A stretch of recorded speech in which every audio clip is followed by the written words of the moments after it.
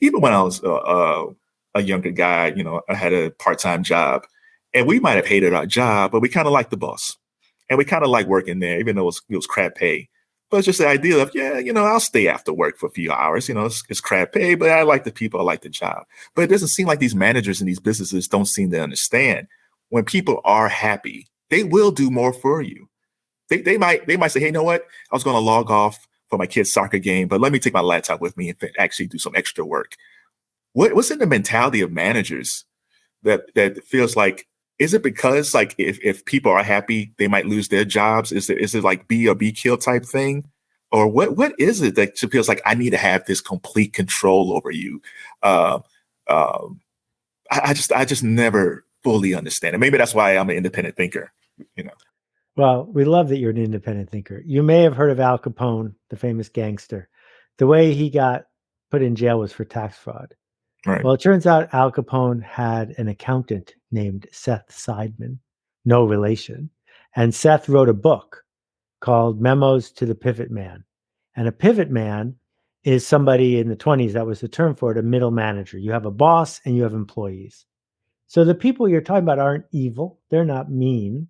They are working for a boss, and they are trying to give their boss what the boss says he or she wants.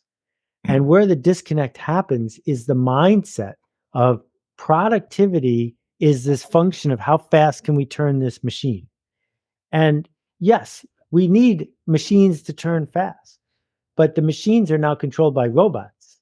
And so the work that's left for humans isn't easily measured.